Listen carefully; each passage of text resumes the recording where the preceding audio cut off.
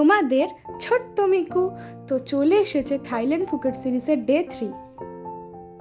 তো সেদিন আমরা চলে গেছিলাম ওল্ড ফুকেট টাউন। আর যেহেতু থাইল্যান্ডে ফল খুব ফেমাস, ওই জন্য প্রথমে আমরা নিয়ে নিচ্ছি একটা একদম রিয়েল ডাবের আইসক্রিম।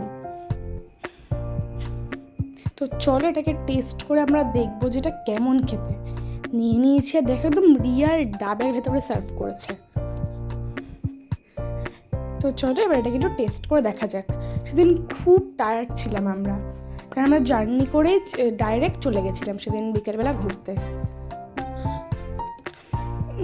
মা বাবার রেস্টুরেন্টটা খুব ভালো লেগেছে, কিন্তু আমার কেন জানি না অতটা ভালো লাগছিল না এটা খেতে। তো তারপরে আমরা চলে গেলাম একটা আমের দোকানে। দেখো এখানে কি সুন্দর বড় বড় আম। প্রথমে দেখে হয়েছিল এগুলো আসল, কিন্তু এগুলো আসল না, জানো, এগুলো নকল। ঝুড়িতে রাখাগুলো আসল। তো তারপর আমরা আরেকটা দোকানে চলে গেলাম, আর এই দোকানটা থেকেই আমরা আম নেব।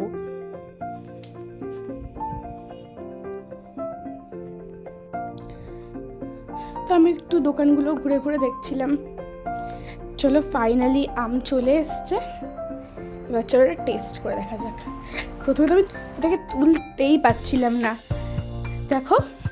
তো ফাইনালি মুখে ঢোকাতে গিয়ে আবার পড়ে গেল।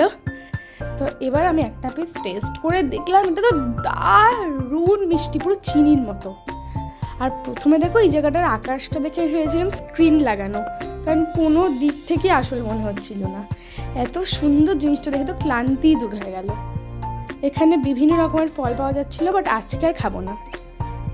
তো চলো আজকের দিনটা আমি অল্প একটুই ঘুরেছিলাম, কারণ বাস এত ধীরে চলছিল, পৌঁছতে পৌঁছতে আমাদের অনেকটাই দেরি হয়ে গেছিলো।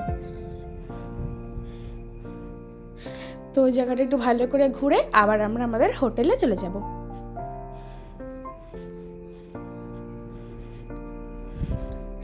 তো আজকের ভিডিওটা এইটুকুই। দেখা হবে তোমাদের সাথে আবার পরের একটা ভিডিওতে। এখন আমরা হোটেলে যাই আর তোমাদেরকে জানাই টাটা, বাই বাই।